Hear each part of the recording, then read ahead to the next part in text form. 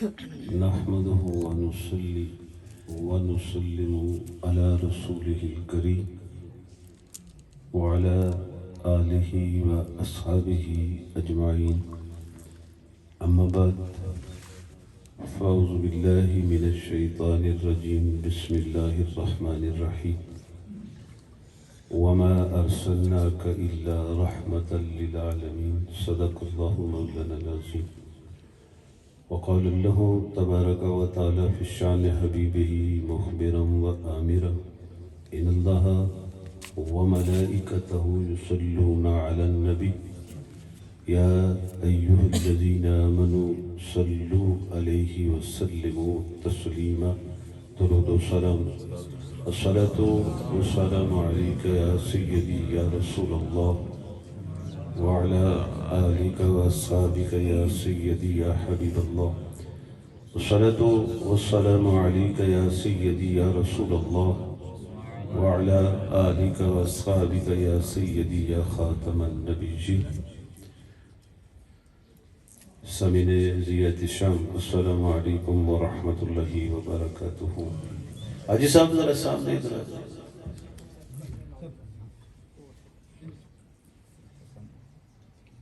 ایتھے چوسوں نے نال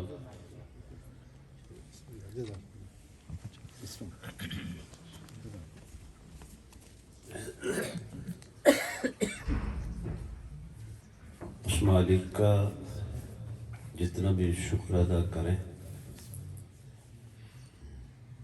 یہ اس کے فضل سے ہی ممکن ہوتا ہے کہ ایک بندہ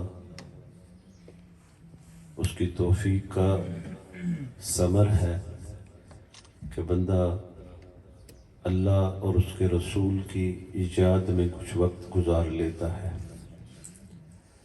اور پھر اللہ نے ہمیں آج یہ موقع عنایت فرمایا کہ ہم اللہ کے گھر میں ہی بیٹھ کر اس کا اور اس کے محبوب کا ذکر کر رہے ہیں. اللہ نے میرے محبوب نبی کو سارے جہانوں کے لیے رحمت بنا کر بھیجا، اور پھر محبوب کی زبان نبوت سے ہی اللہ نے قرآن میں ارشاد فرمایا قُلْ بِفَضْلِ اللَّهِ وَبِرَحْمَتِهِ فَبِذَلِكَ فَلْيَفْرَحُوا. محبوب آپ ہی فرما دیجئے وہ زبان جس کے بارے میں میرا قرآن کہتا ہے مَا يَنْطِقُ عَنِ الْهَوَىٰ إِنْ هُوَ إِلَّا وَحْيٌ يُوحَىٰ. محبوب کی وہ زبان ہے کہ محبوب بولتے نہیں، جب حکم خداوندی آتا ہے تو بات کرتے ہیں. میرے عبداللہ ابن عمر رضی اللہ تعالی عنہما آپ محبوب جو فرماتے لکھ لیا کرتے. صحابہ نے ارشاد فرمایا کہ جو بڑی عمر کے صحابہ تھے کہ آپ ہر بات لکھتے ہیں. سرکار کبھی تو جلال میں ہوتے ہیں، کبھی جمال میں ہوتے ہیں، آپ لکھ لیتے ہیں. آپ نے لکھنا چھوڑ دیا. پھر میرے محبوب نبی کی بارگاہ میں عرض کی، سرکار کے پوچھنے پر عرض کی یا رسول اللہ یا حبیب اللہ اس لیے نہیں لکھ رہا ہوں.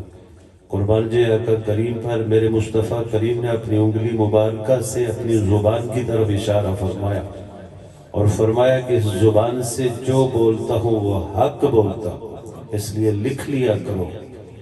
تو وہ زبان نبوت جس کے بارے میں اللہ قرآن میں کہتا ہے مَا يَنْطِقُ عَنِ الْهَوَىٰ إِنْ هُوَ إِلَّا وَحْيٌ يُوحَىٰ.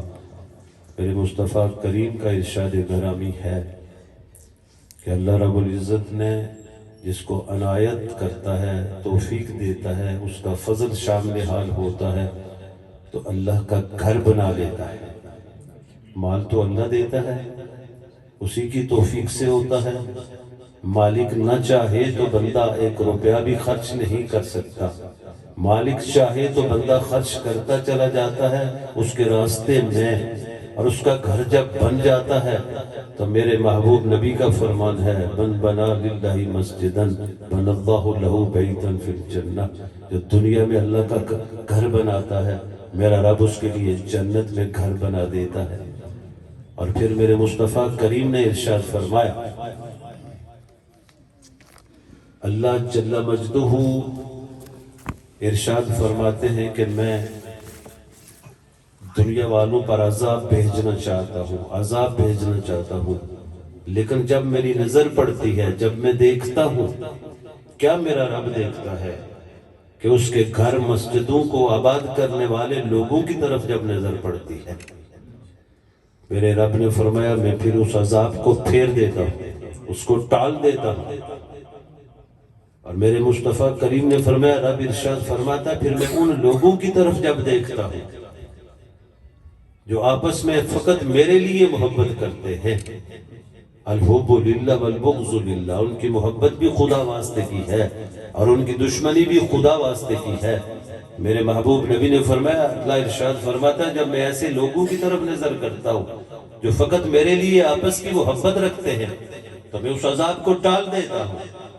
اور پھر میرے مصطفیٰ کریم نے فرمایا، رب ارشاد فرماتا ہے جب ان بندوں کی نظر پڑتی ہے، ان بندوں کی طرف نظر جاتی ہے جو سحری کو اٹھ کر اللہ کی بارگاہ میں استغفار کرتے ہیں، اللہ کی بارگاہ میں معافی مانگتے ہیں، اللہ توفیق دے تو نماز تہجد ادا کرتے ہیں، تو میرا رب فرماتا ہے میں اس بھیجنے والے عذاب کو ٹال دیتا ہوں۔ تو پہلی چیز کیا بنتی ہے؟ مسجدوں کو آباد کرنا، مسجدوں کا خیال کرنا۔ مسجد کیسے آباد ہوتی ہے؟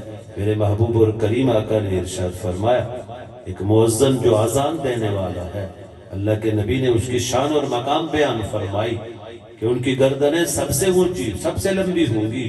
ایک تمثیل ہے کہ اللہ نے وہ عظمت، وہ شان اور مقام عطا فرمائے گا کہ قیامت کو جب ساری دنیا جمع ہوگی تو جو اللہ واسطے مسجد میں اذان دینے والا ہے، اللہ رب العزت اس کی شان اور مقام ساری دنیا پر واضح کر دے گا۔ اور میرے نبی نے ارشاد فرمایا جو 7 سال تک مسجد میں اذان دیتا ہے، اللہ اکبر کی صدا بلند کرتا ہے، میرے مصطفیٰ کریم نے فرمایا اللہ اسے آگ سے دور کر دیتا ہے، اللہ اسے نجات عطا فرما دیتا ہے۔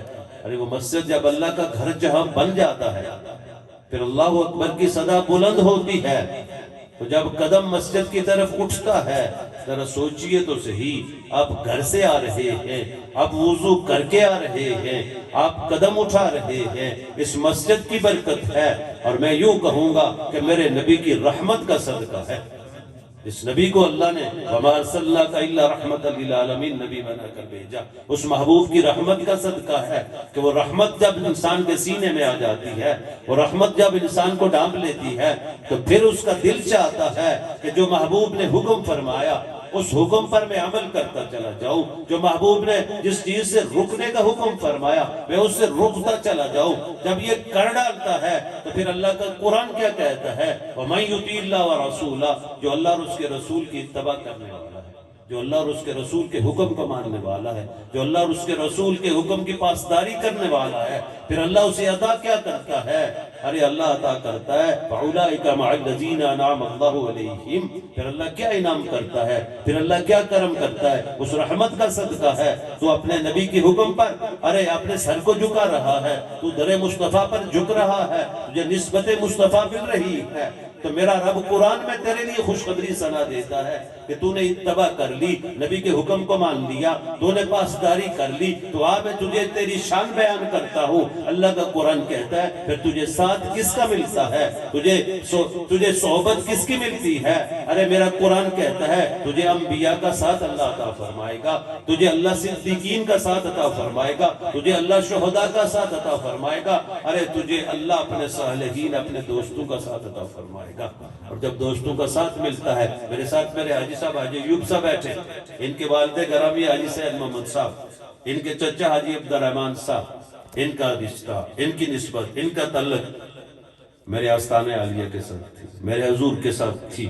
اور آپ دیکھ لیجئے یہ مسجد بنی تو کیسے گھما پھرا کر بن گئی، آباد بھی رہی عرصہ سے، یہ انگلینڈ میں رہے، لیکن کیسے گھما پھرا کر پھر وہ مسجد اس کا انتظام وہاں ہی پہنچا جہاں پہلے دن سے جانا چاہیے تھا، جہاں پہلے دن سے جانا چاہیے تھا وہاں پہنچا۔ اب فقط ہمارے حوالے نہیں کی، انہوں نے لکھ کر میرے مرشد کریم کے حوالے کیا، قبلہ جناب جی کے نام پر یہ جگہ ہے، یہ بینامہ ہو گیا ہے، اس جگہ کا وقف نامہ بھی نہیں ہے، یاد رکھو یہ جگہ انہوں نے خرید کی ہوئی ہے، یہ جگہ ان کی ملکیت تھی، اللہ نے انہیں توفیق دی، ان کے خاندان والوں کو توفیق دی، تو اللہ نے ان پر کرم کیا، تو یہ ایسا صدقہ جاریہ انہوں نے بنا لیا اپنے لیے، اپنے خاندان کے لیے، اپنے والد گرامی کے لیے، سب کے لیے، جو دنیا چھوڑ گئے ان کے لیے بھی، جو دنیا میں موجود ہے ان کے لیے بھی، کہ جب تک کوئی بندہ یہاں آ کر قدم اٹھا کر مسجد میں آئے گا، ایک تو اللہ ہر قدم کے بدلے اسے نیکیاں عطا فرمائے گا، ہر قدم کے بدلے اللہ اس کے درجوں کو بلند کرے گا، ہر قدم کے بدلے اللہ اس کی خطاؤں کو معاف کرے گا۔ دوسرا، جب آ کر وہ سجدہ کرے گا، ارے جب تک یہ مسجد آباد رہے گی، سجدہ ہوتا رہے گا، اللہ کی کبریائی بیان ہوتی رہے گی، قرآن کی تلاوت ہوتی رہے گی، بچے قرآن پڑھتے رہیں گے، نماز پڑھتے رہیں گے، نماز کا سبق پڑھتے رہیں گے، ارے ایک ایسا خزانہ جمع کر دیا کہ وہ صدقہ جاریہ ہے کہ قبر میں بھی جا کر اللہ رب العزت اس کا اجر و ثواب عطا کرتا چلا جائے گا۔ یہ میرے محبوب کی رحمت کا صدقہ ہے، اور ہم خوش قسمت لوگ ہیں کہ اللہ رب العزت نے ہمیں ایک نسبت عطا کی ہوئی ہے، ہم خوش قسمت لوگ ہیں، اللہ نے ہمیں وہ آستانہ عطا کیا ہوا ہے کہ میرے اور آپ کے مرشد کریم ارشاد فرمایا کرتے تھے، اگر کوئی نیک عمل ہو جائے، کوئی نیک کام ہو جائے، کوئی نماز پڑھ لی، کسی غریب کی مدد کر لی، کسی محتاج کی مدد کر لی، کسی بیوہ اور مسکین کے کام آ گیا بندہ، ارے قرآن کی تلاوت کر لی، راستے میں جا رہا ہے، کوئی آیا تو سلام بھی کر لیا، یہ بھی تو صدقہ جاریہ ہے۔ میرے مرشد کریم فرمایا کرتے تھے کہ جب کوئی اچھا عمل ہو جائے، کوئی نیک کام ہو جائے، تو اسے اللہ کا فضل سمجھ کر اللہ کا شکر ادا کرنا چاہیے، اللہ کا شکر ادا کرنا چاہیے۔ مالک تیرا شکر تھا، تو نے توفیق عطا فرمائی، تیری عنایت تھی کہ میری پیشانی سجدے کے لیے جھک گئی، ارے وہ سجدہ کہ میرے محبوب نے ارشاد فرمایا، جب بندہ نماز کے لیے مسجد میں آتا ہے، سر پر گناہوں کی گٹھڑی لے کر آتا ہے، رکوع کرتا ہے، پھر سجدہ کر کے اٹھتا ہے، تو میرے نبی کا فرمان ہے، ذرا نماز پڑھ کے تو دیکھو، ذرا مسجد کو آباد کر کے تو دیکھو، دیکھو تیرے گناہ کیسے معاف ہوتے ہیں، تجھے اللہ کیسے تجھ پر کرم کرتا ہے، تیری روزی میں کیسے برکت آتی ہے، تیری اولاد کیسے فرما بردار ہوتی ہے۔ میرے نبی نے فرمایا، جب سر سجدے سے اٹھاتا ہے، میرا رب اس کے سارے گناہوں کو معاف فرما دیتا ہے، سارے گناہوں کو معاف فرما دیتا ہے۔ دعا تیری پہچان میرے محبوب نے کیا ارشاد فرمائی، میرے نبی نے فرمایا، صحابہ نے عرض کی، یا رسول اللہ، یا حبیب اللہ، قیامت کو پہچان کیا ہوگی، اتنی امتیں ہوں گی، اتنی مخلوق ہوگی، تو قربان جے آقا کریم پر میرے نبی نے فرمایا، میری امت کے وضو کے اعضاء چمک رہے ہوں گے، وضو کے اعضاء چمک رہے ہوں گے۔ ارے اگر چمکانا ہے اپنے آپ کو، اپنے نبی کی نگاہ میں آنا ہے قیامت کو، تو پھر ذرا نماز کی بھی تو پابندی کرو، مسجد میں تو آ جایا کرو، مسجد قریب نہیں ہے تو گھر میں ہی نماز پڑھ لیا کرو، وضو کرو گے، اعضاء چمکیں گے، کس لیے کہ محبوب کی پہچان ہوگی۔ ایک صحابی آئے، وضو کر رہے تھے، اپنے جسم پر پانی بہا رہے تھے، صحابہ نے سوال کیا کہ وضو کے لیے تو اس کی ضرورت نہیں ہے، وضو کے تو اعضاء دھونے ہیں، وہی دھونے ہیں، تو کیا ارشاد فرمایا، قربان جائے ان صحابہ کرام پر، ان کی محبت پر، ان کے عشق پر، ان کی تعظیم پر ارشاد ہوا، اس لیے زیادہ پانی بہا رہا ہوں۔ محبوب کا فرمان ہے، قیامت کو پہچان ہے، اعضاء چمک رہے ہوئے ہیں، اگر میں چاہتا ہوں کہ جب نگاہ اٹھے قیامت کو تو میرے نبی کی تو میرے چہرے پر پڑے، میرے اعضاء چمک رہے ہوں گے۔ ارے وہ چمکتے ہوئے اعضاء لے کر آپ مسجد میں آتے ہیں، ارے دروازے پر پہنچتے ہیں، اس نبی کی رحمت کا صدقہ ہے، وَمَا أَرْسَلْنَاكَ إِلَّا رَحْمَةً لِلْعَالَمِينَ، اس محبوب کی رحمت کا صدقہ ہے۔ اب دروازے پر پہنچائے، اللہ کے نبی کا حکم ہے، آؤ اب مانگنا ہے اس ذات سے، اس کے گھر میں آ رہے ہو۔ جب بندہ کسی عام آدمی کے گھر میں چلا جاتا ہے، کسی امیر کے گھر میں چلا جاتا ہے، کسی صاحب اقتدار کے گھر میں چلا جاتا ہے، ارے جب گھر میں پہنچتا ہے وہ بھی تو کچھ نہ کچھ تو عطا کر کے بھیجتا ہے نا۔ اب تو آپ آ رہے ہیں خالق کی بارگاہ میں، ارے جس نے زندگی عطا فرمائی، جس نے تجھے تخلیق کیا، جو تیری تخلیق کا مقصد بیان کر کے کہہ رہا ہے، وَمَا خَلَقْتُ الْجِنَّ وَالْإِنسَ إِلَّا لِيَعْبُدُونَ، ارے میں نے تو تیری تخلیق اس لیے کی ہے کہ تو میری عبادت کرے، ارے مجھے راضی کرے، میرا حکم مانے۔ اب اس کی بارگاہ میں آ رہے ہیں جو کہہ رہا ہے، لَقَدْ خَلَقْنَا الْإِنسَانَ فِي أَحْسَنِ تَقْوِيمٍ، جس نے تجھے بہترین صورت پر پیدا فرمایا، اس کی بارگاہ میں آ رہا ہے جو تیرا خالق ہے، تیرا مالک ہے، تیرا رازق ہے۔ وہ ناراض ہو جائے، ساری دنیا ایک طرف، کوئی تیرے کام نہیں آ سکتا، وہ راضی ہو جائے، ساری دنیا تیری مخالف، میرا رب راضی ہے، سمجھ لے تیرا کوئی کچھ بگاڑ نہیں سکتا۔ اس کی بارگاہ میں تو پہنچ رہا ہے، ارے جب پہنچا، دروازے پر آیا، اس مسجد میں آیا، اس کے گھر میں آیا، اس کا کرم تو دیکھ لے کہ میرے نبی نے ارشاد فرمایا، میرے مصطفیٰ کریم فرماتے ہیں، دروازے کے اندر قدم نہیں آیا، ابھی قدم دروازے پر ہے، تو ایک دعا مانگ، میرے نبی نے فرمایا، کیا دعا مانگ؟ اور اس مالک سے مانگ رہا ہے تو پھر مانگنے میں بخل کیوں؟ پھر مانگ، کھل کر مانگ۔ اور میرے نبی نے فرمایا کیا مانگ؟ اللہم افتح لی ابواب رحمتی کا، ایک دروازہ نہیں، میرے نبی نے فرمایا سب دروازوں کو مانگ، اللہ میرے لیے رحمت کے سارے دروازوں کو کھول دے۔ ابھی قدم اندر نہیں آیا، رحمت کے دروازے کھلتے ہیں۔ ابھی نماز نہیں پڑھی، رحمت کے دروازے کھلتے ہیں۔ یہ کس کا صدقہ ہے؟ اس میرے محبوب نبی کا صدقہ ہے، جسے اللہ نے دنیا میں بھیجا، سارے جہانوں کے لیے رحمت بنا کر بھیجا۔ ارے جو بھی آتا گیا میرے نبی سے، ارے میرے نبی کے کرم سے حصہ لیتا چلا گیا۔ تو ذرا سجدہ کر کے تو دیکھ، تو قرآن کی تلاوت کر کے تو دیکھ، پھر دیکھ تیری روزی میں کیسے برکت آتی ہے، تیری اولاد کیسے تیری فرمان بردار بن جاتی ہے۔ ایک آئے اللہ کے نبی کے صحابی، عرض کیا رسول اللہ یا حبیب اللہ، تنگی ہے، رزق تنگ ہے۔ قربان جائے آقا کریم پر، میرے نبی نے فرمایا جب گھر میں داخل ہو تو گھر والوں کو سلام کیا کرو۔ کبھی سوچا آپ نے؟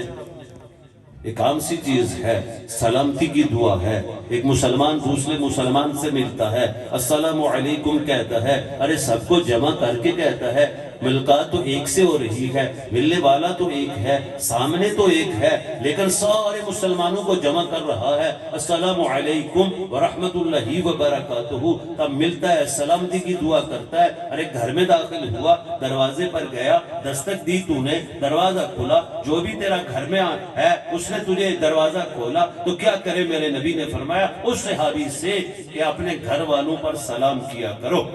اور اس کے بعد میرے مصطفیٰ کریم نے فرمایا میری بارگاہ میں سلام پیش کیا کرو۔